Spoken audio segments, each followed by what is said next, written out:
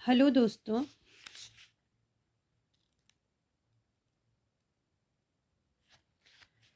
हम पढ़ रहे हैं शिक्षा का समाजशास्त्रीय दार्शनिक आधारगत परिप्रेक्ष्य। अभी तक हमने चैप्टर नंबर 1 पढ़ लिया है। अब हमारा चैप्टर नंबर 2 भारतीय दर्शन एवं शिक्षा। भारतीय दर्शन। भारतीय दर्शन का परिचय। भारतीय दर्शन की परंपरा अत्यंत प्राचीन है। भारतीय संस्कृति भी अत्यंत प्राचीन एवं सनातन है। भारतीय संस्कृति आदिकाल से ही निरंतर अपना विकास करती चली आ रही है। भारत की आदिकालीन शिक्षा को वैदिक शिक्षा भी कहते हैं, क्योंकि उस समय शिक्षा वेदों पर ही आधारित थी। वेद व वैदिक शिक्षा विश्व की अमूल्य धरोहर में सम्मिलित है। वेद 4 हैं: ऋग्वेद, यजुर्वेद, सामवेद, अथर्ववेद, जिनमें से ऋग्वेद सबसे प्राचीन वेद है। इन चारों वेदों का संक्षिप्त वर्णन निम्नलिखित है। ऋग्वेद। ऋग्वेद में विभिन्न स्तुतियां हैं जो कि विभिन्न देवों के लिए की गई है। ऋग्वेद को 2 भागों में विभाजित किया गया है, जिसमें से प्रथम अष्टक क्रम एवं द्वितीय मंडल क्रम है। अष्टक क्रम के अंतर्गत ऋग्वेद को 8 अष्टकों में विभाजित किया गया है एवं प्रत्येक अष्टक में 8 अध्याय है। इन 8 अध्यायों को वर्ग में विभाजित किया गया है। एक वर्ग के अंतर्गत 5 मंत्र आते हैं। ऋग्वेद में वर्गों की कुल संख्या 2006 है। ऋग्वेद का द्वितीय भाग मंडल क्रम है। ऋग्वेद के अंतर्गत 10 मंडल हैं। इन मंडलों को अनुवाक एवं अनुवाकों को सूक्त में विभक्त किया गया। अनुवाक में अध्याय। ओके। ऋग्वेद में अनुवाकों की संख्या 85 एवं सूक्तों की संख्या 1017 है। ऋग्वेद में अग्नि, वरुण, उषा, इंद्र आदि सभी देवों की स्तुति है। महाभाष्य के अनुसार ऋग्वेद की 21 शाखाएं हैं। ऋग्वेद में उपस्थिति स्तुतियां काव्यात्मक है। ऋग्वेद के 10वें मंडल में मानव शरीर को विश्व का केंद्र बिंदु कहा गया है। ऋग्वेद के अनुसार मानव के विकास द्वारा ही विश्व का विकास संभव है। ऋग्वेद सनातन हिंदू धर्म का सबसे आरंभिक स्रोत है। यजुर्वेद। यजुर्वेद को ब्रह्म एवं आदित्य 2 संप्रदायों में विभक्त किया गया है। ब्रह्म संप्रदाय को कृष्ण यजुर्वेद और आदित्य संप्रदाय को शुक्ल संप्रदाय कहते हैं। कृष्ण यजुर्वेद की प्रमुख शाखा तैत्तिरीय है। इसमें गद एवं पद दोनों का सम्मिश्रण है। शुक्ल यजुर्वेद की प्रसिद्ध संहिता वाजसनेयी है।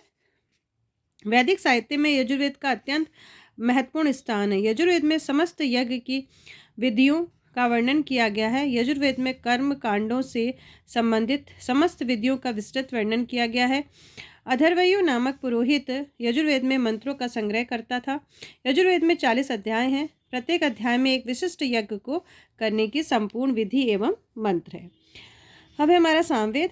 सामवेद को संगीत का वेद भी कहते हैं। भारतीय संगीत का प्रथम ग्रंथ सामवेद ही है। सामवेद के समस्त मंत्र स्वरों में ही गाए जाते हैं। यज्ञ संपन्न करते समय सामवेदों के मंत्रों का पाठ किया जाता है। सामवेद के 2 प्रधान भाग हैं: आर्चिक एवं गान। सामवेद की 1000 शाखाएं हैं। सामवेद में अध्याय व मंडल नहीं है, बल्कि इनके स्थान पर प्रपाठक है। आर्चिक को 2 भागों में विभक्त किया गया है: पूर्वार्चिक और उत्तरार्चिक। पूर्वार्चिक में कुल 6 प्रपाठक है, जिनके अंतर्गत 585 मंत्र है। उत्तरार्चिक में 9 प्रपाठक हैं, जिसमें 1225 मंत्र हैं। अथर्ववेद। अथर्ववेद को लौकिक जगत में ही फल देने वाला वेद माना जाता है। अथर्ववेद के अंतर्गत सभी प्रकार के जादू टोना तंत्र मंत्र आते हैं। अथर्ववेद में शत्रुओं के विनाश के साथ साथ शारीरिक रोगों को दूर करने के लिए भी पर्याप्त मंत्रों का विस्तृत वर्णन किया गया है। अथर्ववेद में 20 कांड है और इन 20 कांडों में 730 सूक्त एवं 5977 मंत्र है। इन 730 सूक्तों को विभिन्न विषयों से संबंधित किया है, जो कि निम्नलिखित है। इसको आप लोग देख लीजिए। अब है भारतीय दर्शन की विशेषता। भारत में दार्शनिक चिंतन मनन की परंपरा अत्यंत प्राचीन है। भारतीय दर्शन केवल सैद्धांतिक एवं बौद्धिक ही नहीं, अपितु वह अनुभवात्मक एवं व्यवहारिक भी है। अनुभवात्मक जिसको फील किया जा सके। भारतीय दर्शन की कुछ विशेषता निम्न प्रकार है। भारत में दर्शन को कोरी कल्पना न समझकर उसे व्यवहारिक बनाने का प्रयत्न किया गया है और सत्य के साक्षात दर्शन का प्रयास किया गया है। आध्यात्मिक भारतीय दर्शन का प्राण है तो धर्म अथवा आचरण, बुद्ध शुद्धि इसका व्यवहारिक स्वरूप है। भारतीय दर्शन मूलतः आध्यात्मिक है। यह आत्मा के अस्तित्व को स्वीकारता है और संसार को एक परम शक्ति द्वारा निर्मित मानता है। इसका उद्देश्य व्यक्ति के बौद्धिक एवं भावनात्मक चिंतन को शुद्ध तृष्णाओं से मुक्त कराकर परमानंद की प्राप्ति कराना है। इसका लक्ष्य मुक्ति है। भारतीय दर्शन में सहिष्णुता की भावना, सत्य एवं अहिंसा पर बल दिया गया है। भारतीय संस्कृति एवं सभ्यता ने अनेक सभ्यताओं एवं संस्कृति के विचारों एवं परंपरा को अपनाया है। भारतीय दर्शन के समस्त जगत को सर्वमान्य एकता में बांधता और वसुधैव कुटुंबकम की कल्पना को साकार करता है। भारतीय दर्शन में 4 पुरुषार्थ माने गए हैं: धर्म, अर्थ, काम एवं मोक्ष। इन चारों पुरुषार्थों में मोक्ष को सर्वोत्कृष्ट माना गया है। शंकराचार्य के अनुसार ज्ञान द्वारा ही मुक्ति संभव है। जब ज्ञान उत्पन्न हो जाएगा तो मुक्ति हो जाएगी। उन्होंने ब्रह्म की अनुभूति को मोक्ष माना है। मुक्ति की कल्पना में मनुष्य की पूर्णता का विकास निहित है। शिक्षा के द्वारा मनुष्य में हमेशा विद्यमान पूर्णता का विकास होता है। भारतीय दर्शन पश्चिमी सभ्यता के आदर्शवादी दर्शन से मिलता है। यथार्थवादी दर्शन के तत्व भी हमें भारतीय दर्शन में देखने को मिलते हैं। गीता का दर्शन आदर्शवादी तथा यथार्थवादी दोनों ही है। मोह को त्याग कर ही मोक्ष की प्राप्ति की जा सकती है। भारतीय दर्शन कर्म को महत्व देता है। मनुष्य अपने द्वारा किए गए कर्मों के आधार पर ही सुख दुख का अनुभव करता है। अच्छे कर्मों का आधार पर व्यक्ति उस परम ब्रह्म को प्राप्त करने का मार्ग ढूंढ लेता है तथा मोक्ष को प्राप्त करता है। गीता में कर्म की प्रधानता को महत्व दिया गया है। कर्म के आधार पर ही व्यक्ति सुख दुख भोगता है। बुरे कर्मों का फल व्यक्ति को अवश्य मिलता है। इस जन्म में भी व्यक्ति अपने कर्मों का फल भोगता है और वह अपने अगले जन्म के भाग्य का निर्माण भी कर्म के आधार पर कर लेता है। व्यक्ति जो करता है वह कर्म है, किंतु वही कर्म है जो सामाजिक, नैतिक व मानवीय दृष्टिकोण से कारणीय हो, उपयोगी हो, अन्यथा अकर्म है। अब देखते हैं भारतीय चिंतन का शिक्षा पर प्रभाव। प्राचीन भारतीय शिक्षा की प्रमुख विशेषताएं धर्म पर आधारित है। समस्त आचरण को नियमित करने वाली संहिता धर्म के नाम से जानी गई है। प्राचीन काल में शिक्षा जीवन की समस्त प्रक्रियाओं का प्रशिक्षण थी। इस जीवन के परे पारलौकिक विचारधारा का शिक्षा पर पूरा प्रभाव था। प्राचीन काल की शिक्षा प्रणाली का प्रभाव आधुनिक शिक्षा पर भी स्पष्ट रूप से दृष्टिगोचर होता है। भारतीय शिक्षा की प्रमुख विशेषताएं निम्नलिखित है। भारतीय शिक्षा की प्रमुख विशेषता है छात्रों का चरित्र निर्माण। भारत में जितने भी दार्शनिक व शिक्षा छात्री हुए हैं, सभी ने शिक्षा में चरित्र निर्माण को महत्वपूर्ण बताया है। भारतीय प्राचीन काल में छात्र सदाचार पूर्ण जीवन बिताकर विद्या ग्रहण करते थे। गुरुकुल में रहकर वे गुरु को अपना आदर्श मानते हुए उनके चरित्र से प्रेरणा लेते थे। इस प्रकार भारतीय शिक्षा व्यवस्था इस प्रकार की हो जिसमें छात्रों में आत्मबल, संयम, शिष्टाचार एवं नैतिकता के गुणों का विकास हो। प्राचीन भारतीय शिक्षा का प्रमुख उद्देश्य स्वतंत्र चिंतन द्वारा ब्रह्म की प्राप्ति और आत्मज्ञान था। जीवन का उद्देश्य समाज के प्रति अपने उत्तरदायित्वों का पालन करते हुए मोक्ष प्राप्ति था। भारतीय ऋषियों ने 3 प्रकार के ऋण की बात सोची: पितृ ऋण, गुरु ऋण एवं देव ऋण। गुरु ज्ञान देता है तो ये उसका ऋण है। गुरु द्वारा प्रदत्त ज्ञान को बढ़ाकर उसका प्रसार करके व्यक्ति इस ऋण से मुक्त हो सकता है। आज इन आदर्शों का लोप होता जा रहा है। समाज में गुरु को वह सम्मान प्राप्त नहीं है जो प्राचीन समय में था। वर्तमान शिक्षा प्रणाली में गुरु का स्थान पद्धतियों के कारण विलुप्त होता जा रहा है। अतः आवश्यकता इस बात की है कि प्राचीन शिक्षा व्यवस्था एवं आधुनिक शिक्षा पद्धतियों में समन्वय स्थापित करके हम उचित शिक्षा वातावरण का निर्माण करें। भारतीय शिक्षा की अन्य विशेषता धार्मिक एवं सांस्कृतिक स्वतंत्रता। सभी धर्मों के गुणों का अपने में समावेश कर लेने के कारण ही भारतीय शिक्षा को उच्च स्थान प्राप्त है। वैदिक धर्म में सुधार लाने के लिए भगवान बुद्ध ने जो धर्म चलाया उसे भी भारतीय दर्शन में सम्मानपूर्वक स्थान दिया गया है। अन्य धर्मों एवं संस्कृतियों को भारतीय संस्कृति ने अपने में सम्मिलित कर लिया है। मुस्लिमों के पीर पैगंबरों की पूजा को भी भारतीय संस्कृति में उच्च स्थान प्राप्त है। इस प्रकार भारतीय दर्शन व संस्कृति अपने आप में सभी धर्मों में श्रेष्ठ बातों एवं शिक्षाओं को समेटे हुए हैं। भारतीय दर्शन आशावादी है। यह बालकों की सोच को सकारात्मक बनाने पर बल देता है।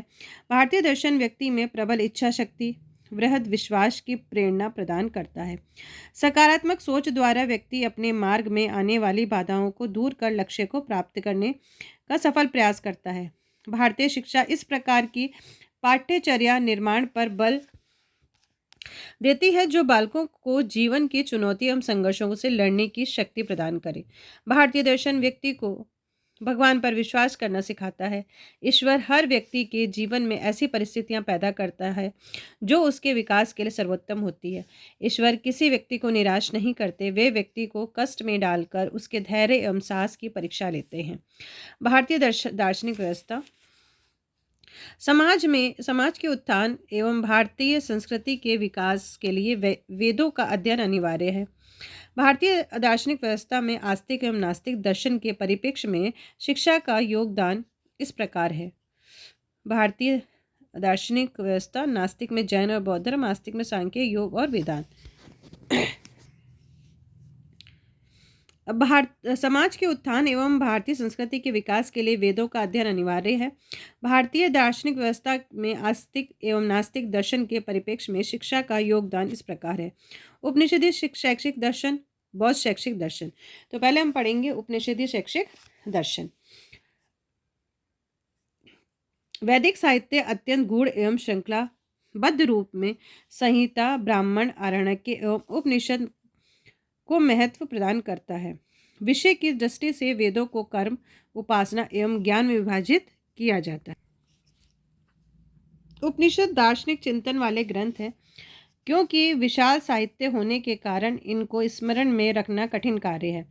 वेद शब्द विद धातु से निर्मित है, जिसका तात्पर्य जानना अर्थात ज्ञान होता है। वेद 4 माने गए हैं: ऋग्वेद, यजुर्वेद, सामवेद और अथर्ववेद। वेदों का अंतिम भाग होने के कारण उपनिषदों को वेदांत कहा गया है।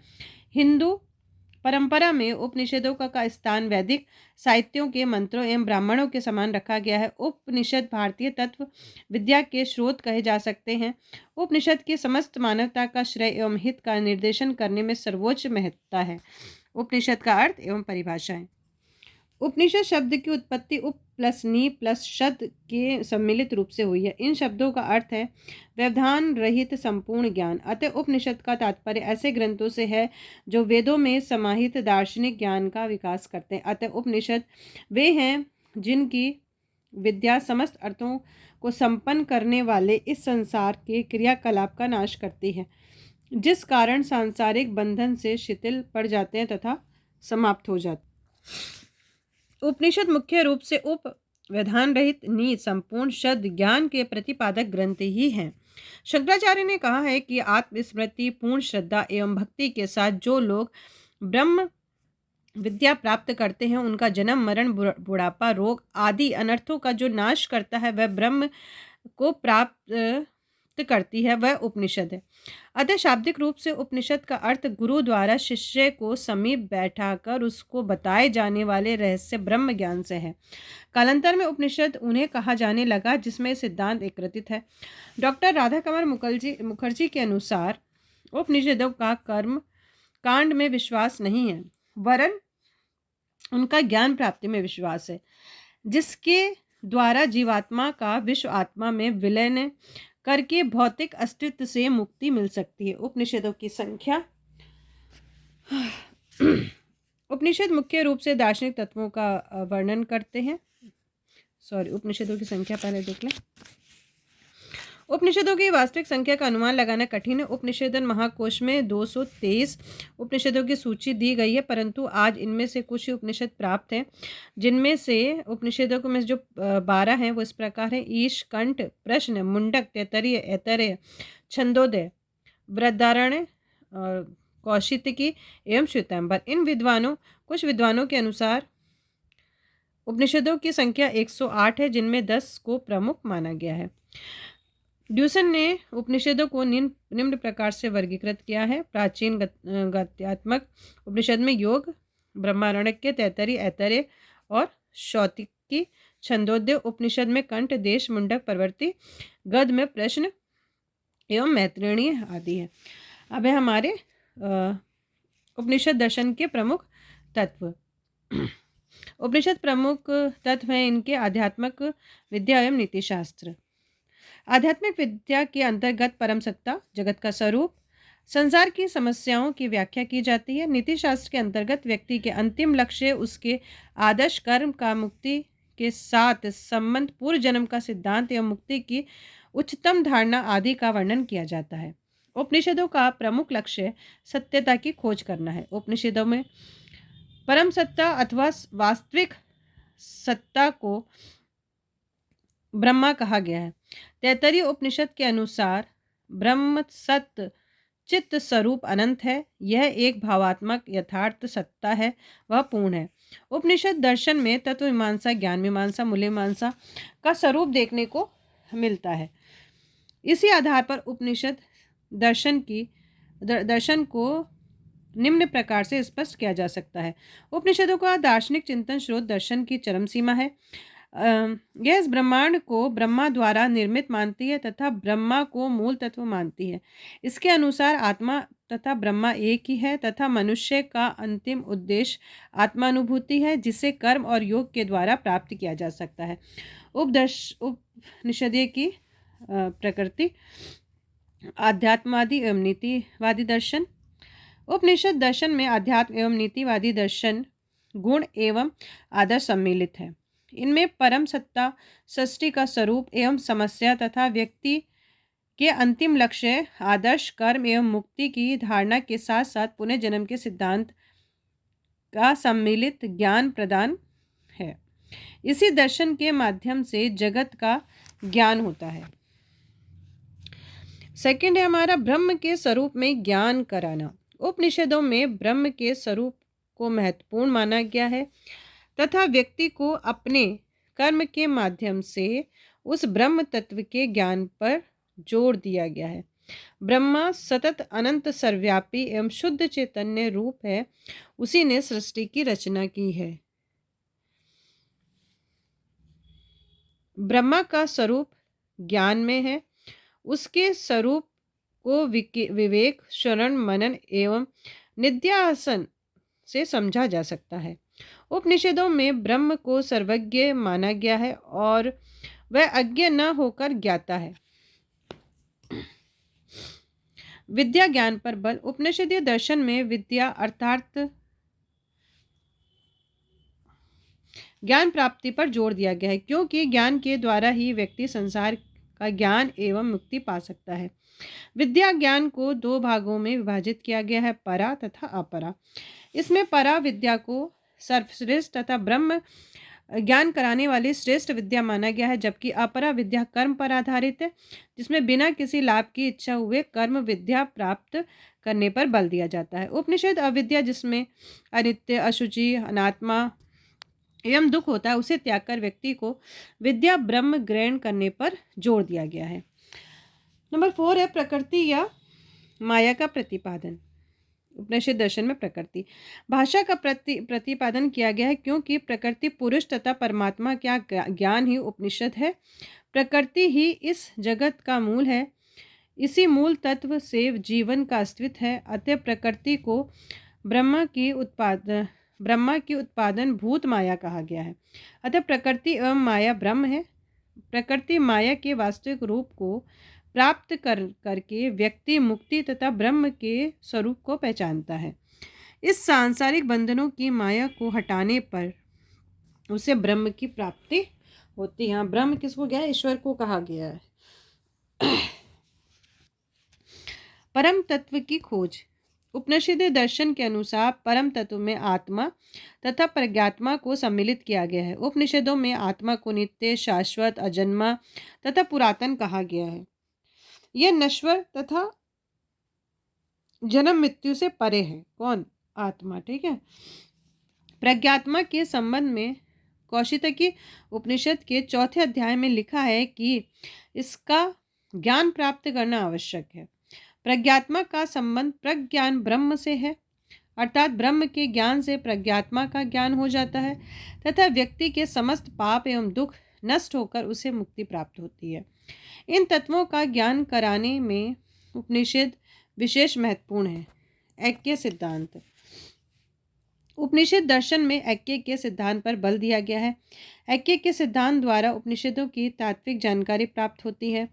यह अद्वैत सिद्धांत तथा इसमें अद्वैतवादी दर्शन की झलक दिखाई पड़ती है। ऐक्य के सिद्धांत को वास्तविक रूप से उपनिषद एवं वेदांत के दार्शनिक जगत का साम्यवाद कहा गया है। इस सिद्धांत के अनुसार प्राय जीवन में अज्ञानता को समाप्त करके उसे ब्रह्म तत्व का ज्ञान कराना है, जिससे वह ब्रह्म में लीन हो सके। विद्या प्राप्त करने अथवा अविद्या के समाप्त हो जाने पर प्राय जीव तथा ब्रह्म एक हो जाते हैं। यह सृष्टि ब्रह्म निर्मित है, जीव भी उसी की रचना है, जो जन्म के पश्चात विभिन्न क्रियाओं के माध्यम से अंतिम लक्ष्य की प्राप्ति करता है। ब्रह्म एवं जीवन का संबंध। उपनिषद में जीव को आत्मा और आत्मा को परमात्मा अर्थात ब्रह्म की उपाधि प्रदान की गई है। जीवन विभिन्न बंधनों में जकड़ा हुआ है, जबकि आत्मा इन सभी से विमुक्त है। आत्मा ब्रह्म का स्वरूप है, जबकि जीव कर्म बंधन के फलस्वरूप मृत्यु का ग्रास बनता है। उपनिषदों की द्वैत विचारधारा के अनुसार संसार का वास्तविक सत्य ब्रह्म है, इसके अतिरिक्त कुछ नहीं। जीवों को छादंतोय उपनिषद में जीव को भी ब्रह्म स्वरूप कहा गया है। अतः उपनिषद दर्शन अर्थात ज्ञान द्वारा जीव दुखों से छुटकारा पाने, ब्रह्म स्वरूप हो जाने तथा अज्ञानता को समाप्त करने में सक्षम हो जाता है। इसके साथ ही संसार को ब्रह्म का दूसरा रूप माना गया है, वही इस संसार का रचनाकार है। मोक्ष मार्ग का निरूपण। मनुष्य का सांसारिक जीवन से मुक्त होना ही मोक्ष है। मनुष्य संसार में जन्म लेता है तथा विभिन्न प्रकार के बंधनों में जकड़ जाता है। इन बंधनों से मुक्ति एवं परमार्थ का वास्तविक ज्ञान कराने में विद्या मीन्स ज्ञान ही सहायक है। यह परम उपकारणीय विद्या उपनिषद है। अंततः कर्म बंधनों से आबद्ध जीव को सर्वथा छुटकारा देने वाले मोक्ष मार्ग का निरूपण भी उपनिषद में किया गया है। जीवन सत्य एवं प्रत्यक्षीकरण। जीवन सत्य का प्रत्यक्षीकरण। उपनिषद दर्शन में प्राय विभिन्न ज्ञान विज्ञान मनोविज्ञान एवं भौतिक तत्व का प्राय व्याख्यात्मक सम्मिश्रण मिलता है, जो जीवन सत्य का सर्वकालीन प्रत्यक्षीकरण कहा जाता है। इन समस्त तत्वों के ज्ञान द्वारा जीव का बंधन मुक्त होना, ब्रह्म में लीन होना आदि व्यक्तिगत संतुष्टि है तथा यही जीवन का मोक्ष सत्य है, जिसका प्रत्यक्षीकरण प्राय उपनिषद में समाहित ज्ञान द्वारा ही प्राप्त है। उपनिषद दर्शन का मूल सिद्धांत। फर्स्ट है हमारा ब्रह्म एवं आत्मा एक है। उपनिषद दर्शन में सबसे अधिक आत्मा तत्व को प्रकाशित किया गया है। उपनिषद में आत्मा, सत्य, ब्रह्म एवं आनंद आदि को एक ही माना गया है। कुछ उपनिषद आत्मा को ब्रह्म का अंश मानते हैं, कुछ ने आत्मा को भोक्ता एवं ब्रह्म को सृष्टा माना है, परंतु आत्मा का सबसे महत्वपूर्ण मानकर उसे ब्रह्म रूप में प्रतिष्ठित किया है। जीव अनंत ज्ञान एवं शक्ति का स्रोत है। जीव की उत्पत्ति के संबंध में तैत्तरीय उपनिषद में मानव को 5 कोशों अन्नमय कोश, प्राणमय कोश, मनोमय कोश, ज्ञानमय कोश और आनंदमय कोश से निर्मित माना गया है। यही जीवात्मा परमात्मा एवं ब्रह्म के ज्ञान से परिपूर्ण एवं सर्वशक्तिमान होती है। मानव को जब इन शक्तियों का ज्ञान होता है तो वह ब्रह्म में विलीन हो जाता है तथा उसमें अनंत ज्ञान एवं शक्ति का संचरण होता है। आत्म तप अनुभूति हेतु 4 कोशों का विकास। मनुष्य मोक्ष की प्राप्ति हेतु विभिन्न क्रियाएं साधनाएं करता है, परंतु सबसे अधिक आवश्यक है अंतमय कोश यानी शरीर स्वलप हो, प्राणमय कोश प्राण शक्ति क्रियाशील, मनोमय कोश मन वश में हो, इसके साथ ही विज्ञान में कोश बुद्धि का विकास होना चाहिए। अतः ब्रह्म आत्मा के ज्ञान हेतु मनुष्य को सर्वप्रथम अपने 4 प्रथम कोशों का विकास करना चाहिए। ब्रह्म की अप्रोक्ष अनुभूति। उपनिषद में ब्रह्म का अप्रोक्ष अनुभूति का वर्णन किया गया है। तैत्तरीय उपनिषद में ब्रह्म की वाणी एवं मन से परे बताया गया है। इसके अतिरिक्त ब्रह्म ज्ञान इंद्रियजन्य ज्ञान से परे एवं अव्यक्त है। सृष्टि के समस्त ज्वलनशील पदार्थ, सूर्य, चंद्र, तारे, प्रकाश आदि भी ब्रह्मा द्वारा निर्मित किए गए हैं। संपूर्ण ब्रह्मांड ईश्वर द्वारा निर्मित। इस सृष्टि की रचना ईश्वर द्वारा बताई गई है। उपनिषदों में ब्रह्मा के दो रूप मूर्त और मूर्त मिलते हैं। उपनिषदों में लिखा है कि समस्त देवताओं की शक्तियां ब्रह्म पर ही निर्भर है, इसलिए उपनिषदों में ब्रह्मा को ईश्वर, सत्य एवं आनंद अनेक प्रकार से वर्णित किया गया है। ब्रह्म सर्वव्यापी है। उपनिषदों में ब्रह्म को ही सर्वज्ञ माना गया है। ब्राह्मण ग्रंथों से ही ब्रह्म के स्वरूप की कल्पना प्रारंभ हो गई थी। इसमें ब्रह्म को मित्र, वायु, बृहस्पति आदि देवताओं द्वारा एकाकार करने की कल्पना की गई है। ब्रह्म को ही इस सृष्टि, पृथ्वी, अंतरिक्ष एवं आकाश का रचनाकार माना गया है। उसने तीनों लोकों को अग्नि, वायु, सूर्य आदि देवों में विभाजित कर दिया। अतः ब्रह्म को सर्वव्यापी सत्ता के रूप में देखा जा सकता है। उपनिषदीय दर्शन का शैक्षिक दृष्टिकोण। उपनिषद दर्शन अध्यात्मवादी है। उपनिषद के शाब्दिक अर्थ से ही उसकी शैक्षिक विचारधारा परिलक्षित होती है। संवाद के रूप में उपनिषदों का तात्विक विवेचन प्रस्तुत किया गया है। इसमें छात्र द्वारा जिज्ञासा शांति हेतु प्रश्न किए जाते हैं तथा गुरु अपने वचनों एवं नीतियों से उनकी जिज्ञासा शांत करते हैं। ये बालक की शंकाओं का अपने विवेक के आधार पर निवारण भी करते हैं। इस प्रकार उपनिषदीय परंपरा के अनुसार निम्नलिखित शैक्षिक विचार परिलक्षित होते हैं। गुरु की सहायता एवं मार्गदर्शन से ही ज्ञान की प्राप्ति स्वयं के प्रयास द्वारा की जा सकती है, यानी कि प्रयास तो आपको ही करना पड़ेगा। उपनिषदों के अनुसार ज्ञान रहस्यमय एवं गुप्त है। इसकी प्राप्ति से व्यक्ति की शक्ति कई गुना बढ़ जाती है। ओके, अंदर जो आपकी पावर है वो क्या होगी? हाँ, बढ़ जाएगी। लेकिन प्राप्त करने योग्य व्यक्ति को ही यह ज्ञान प्रदान करना चाहिए, अर्थात अपात्र को इसे प्रदान नहीं करना चाहिए। तो अपने आप को योग्य बनाइए। शिक्षा सामूहिक नहीं वरन व्यक्तिगत प्रक्रिया है। इसमें शिष्य अपनी आवश्यकता, क्षमता एवं योग्यता के अनुसार ही, अपनी गति और योजना के अनुसार ही शिक्षा ग्रहण करता है। शिक्षा का अभिप्राय। उपनिषद में विद्या शब्द का प्रयोग शिक्षा के लिए किया गया है। विद्या को अमृत प्राप्ति अर्थात आत्म अनुभूति का साधन माना गया है। उपनिषदों में ज्ञान, कर्म, योग आत्मानुभूति के तीन साधन बताए गए हैं। उपनिषद में वास्तविक शिक्षा उसे माना गया है जो व्यक्ति को ज्ञान, कर्म तथा योग के लिए प्रशिक्षित करे, जिससे मानव आत्मानुभूति कर सके। उपनिषदों में वास्तविक शिक्षा सामूहिक प्रक्रिया को न मानकर व्यक्तिगत प्रक्रिया को माना गया है। यह शिक्षा व्यक्ति का ज्ञान, कर्म एवं योग द्वारा आत्मानुभूति का मार्ग दिखाती है। इस शिक्षा प्रक्रिया में शिक्षार्थी अपनी क्षमता, आवश्यकता एवं योजना अनुसार शिक्षा ग्रहण करता है। शिक्षा के उद्देश्य। उपनिषदों के अनुसार शिक्षा के उद्देश्य निम्नलिखित है। विद्या से असत्य का नाश तथा परमानंद की प्राप्ति होती है। परमानंद ब्रह्म या आत्मा का शाश्वत स्वरूप है।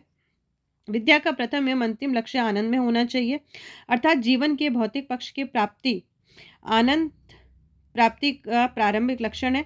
अतः भौतिक जीवन की प्राप्ति शिक्षा का सर्वप्रथम उद्देश्य। छात्रों का मानसिक विकास करना भी शिक्षा का प्रमुख उद्देश्य है।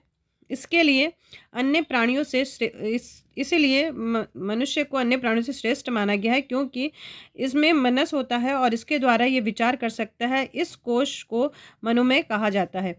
शिक्षा के द्वारा शरीर को स्वस्थ रखना भौतिक रूप से उच्चतर होता है, क्योंकि प्राण ही वह शक्ति है जिसके द्वारा वनस्पति एवं प्राणी जगत सांस लेता है। यही प्राण में स्वरूप है।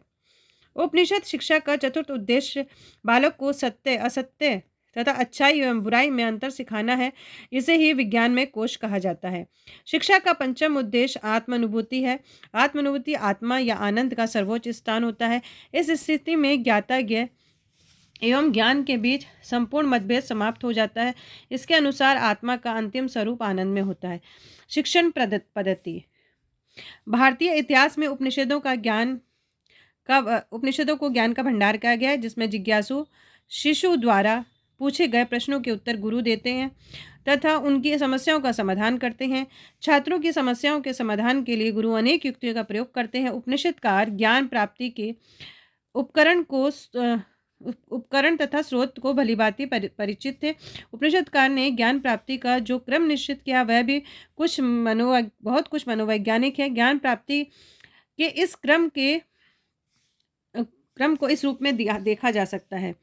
ज्ञान प्राप्ति का क्रम ज्ञान प्राप्ति के उपकरण और ज्ञान प्राप्ति के स्रोत। उपनिषद में श्रवण मनन निध्यासन को ज्ञान प्राप्ति का क्रम माना गया है। शिक्षा के उद्देश्य में बताए गए मानव के प्रथम 4 कोशों ज्ञान प्राप्ति के उपकरण के रूप में उपनिषदों में स्वीकार किया गया है। उपनिषदों के अनुसार वेद, पुराण, अरण्यक तथा ब्राह्मण ज्ञान प्राप्ति के प्रमुख स्रोत हैं। अब है हमारा पाठ्यचर्या का स्वरूप। उपनिषदों के अनुसार ज्ञान के 2 स्वरूप हैं, परा और अपरा। परा विद्या में आत्मज्ञान का ब्रह्म ज्ञान से संबंधित तथा अपरा विद्या का दृश्यमान जगत से आत्मा को धारण करने वाला शरीर से संबंधित है। यद्यपि उपनिषदों को आत्म केंद्रित विषय माना गया है, लेकिन अपरा विद्या की भी उपेक्षा नहीं की गई है, बल्कि यह कहा गया है कि छात्रों को परा और अपरा दोनों विद्याओं का ज्ञान कराया जाए। उपनिषदों में मानव जीवन के अंतिम लक्ष्य के रूप को आत्मानुभूति हेतु अन्न में, प्राण में, योग में एवं ज्ञान में कोश को उचित विकास स्वीकार किया गया है। आत्मानुभूति का लक्ष्य साध्य तथा अन्य सभी उद्देश्य इन सभी उद्देश्यों की प्राप्ति का साधन है, लेकिन शिक्षा की दृष्टि से इनमें कोई अंतर नहीं है। उपयुक्त प्रथम 4 कोशों के विकास के लिए शरीर विज्ञान, जीव विज्ञान, व्यवहारिक विज्ञान, व्यावसायिक विज्ञान, योग विज्ञान, धर्मशास्त्र, नीति शास्त्र, भाषा साहित्य एवं तर्क शास्त्र आदि विषयों का पाठ्यचर्या में स्थान दिया जाना चाहिए। आनंदमय कोश के विकास के लिए साधन को पाठ्यचर्या में रखा जाना चाहिए। विद्यालय का भी हमारे जीवन में बहुत महत्व है। उपनिषदों की रचना के समय विद्यालय नाम की कोई संस्थागत शैक्षणिक संस्था नहीं थी। प्रारंभिक एवं व्यवहारिक शिक्षा परिवार द्वारा ही प्रदान करने की परंपरा थी। इसके बाद बालक एवं वो विद्यार्थी के रूप में गुरुकुलों में जाकर आचार्यों से आध्यात्मिक तथा अस्त्र शस्त्र की शिक्षा लेनी पड़ती थी। उपनिषद शब्द शाब्दिक अर्थ होते हैं कि गुरु के समीप बैठकर शिक्षा प्राप्त करना। प्राचीन काल में गुरुकुल में गुरुओं के समीप बैठकर ही विद्या अध्ययन किया जाता था। साहित्य, धर्म, दर्शन, ज्योति दर्शन एवं आयुर्विद्या, विज्ञान आदि शिक्षा गुरुकुलों में ही होती थी। शिक्षक एवं शिक्षार्थी। उपनिषद गुरु शिष्य एवं उपनिषदीय शिक्षा देने के साथ साथ उससे 5 कोशों के विकास के लिए भी प्रयत्नशील रहते थे। उपनिषद में छात्र की कल्पना एक ज्ञान पिपासु की भांति है, जो ज्ञान जिज्ञासा तृप्ति के लिए योग्य एवं अनुभवी गुरु की खोज करता है। उपनिषदों में शिक्षा को महत्वपूर्ण स्थान प्रदान करते हुए उनसे आशा की जाती है ब्रह्म ज्ञान को रखे तथा निर्णय के योग्य हो कि अमुक छात्र ब्रह्म ज्ञान का पात्र है या नहीं। इससे व्यक्ति की विशेष योग्यता तथा क्षमता के अनुसार ही उसे ज्ञान प्राप्त कर सके। अब है हमारा अनुशासन व्यवस्था। उपनिषद में अनुशासन व्यवस्था के लिए निम्नलिखित तत्व है: आत्मसंयम, छात्र में ज्ञान प्राप्ति के लिए उत्कृष्ट अभिलाषा और आत्म धारणा का विकास। उसके बाद है हमारे नैतिक सिद्धांत। छात्रों के अच्छे आचरण के लिए उपनिषदों में निम्नलिखित नैतिक सिद्धांतों का वर्णन किया गया है। ब्रह्मांड ब्रह्म द्वारा निर्मित है। आत्म एवं ब्रह्म एक है। ब्रह्म ही मूल तत्व है। मानव जीवन का अंतिम उद्देश्य आत्मानुभूति है। आत्मानुभूति ज्ञान, कर्म एवं योग द्वारा ही संभव है। मानव अनंत ज्ञान एवं शक्ति का स्रोत है। मानव विकास 5 कोश के विकास पर निर्भर है। उत्तम साधना हेतु प्रथम 4 कोश का विकास आवश्यक है। प्रथम 4 कोशों के विकास के लिए अंतिम कोश का विकास आवश्यक है। अब हमारा उपनिषद शिक्षा दर्शन मूल्यांकन। उपनिषदीय वैदिक शिक्षाओं का सारांश एवं दार्शनिक चिंतन का यथा भंडार है। उपनिषद को अपनी शिक्षा क्या है, इस प्रश्न के समाधान करना अत्यंत ही कठिन है। कारण यह है कि स्वतंत्र रूप से निर्णय करने के लिए प्रमाण एवं परंपरा की शरण ली जाती है। इससे एक तर्क द्वारा जाल बन जाता है और उसकी लंबाई बढ़ती जाती है। इसलिए ऐसा होता है क्योंकि मनुष्य की बुद्धि कभी एक क्षण के लिए विश्राम नहीं करना चाहती। वह हमेशा किसी न किसी क्षेत्र में आगे बढ़ते रहना चाहती है। जीवन में सत्य क्या है, इसके प्रश्न की ओर उपनिषद में असंभव है और इतने संकेत मिलते हैं कि उसमें अंतिम सत्य क्या है ये पता लगाना असंभव है। अतः कहा जा सकता है कि उपनिषदों का अपना कोई एक अलग दार्शनिक सिद्धांत स्थापित करना एक कल्पनीय तथ्य ही कहा जा सकता है। इसमें वास्तविक अभाव दिखाई देने पड़ते हैं। इसके बावजूद भी उपनिषदों को भारतीय तत्व विद्या का स्रोत कह सकते हैं, क्योंकि यह अनेकता में एकता स्थापित करके जीवन की विभिन्न धाराओं के एक सूत्र में बांधने का प्रयास करते हैं। उपनिषदों के शैक्षणिक विचारधाराओं जैसे पाठ्यक्रम, उद्देश्य, शिक्षण विधि, शिक्षण विधि, शिक्षक, शिक्षार्थी का स्थान, अनुशासन के द्वारा संपूर्ण जगत का कल्याण हो सकता है। उपनिषदन में शर दर्शन के विकास का आधार है। उपनिषदों के विचार की सबसे बड़ी महानता यह है कि समस्त मानव के लिए समान रूप से श्रेष्ठ कर्महितकारी दर्शन है। तो ये हमारा पॉइंट अभी यहाँ फिनिश हुआ है। अब कल हम जो देखेंगे वो देखेंगे बौद्धिक शिक्षा दर्शन। तब तक के लिए आप इसको सुनिए। बाय द वे, बोलते बोलते कुछ मिस्टेक हो गई हो तो I am so sorry. Okay, take care, bye bye, bye bye, bye bye.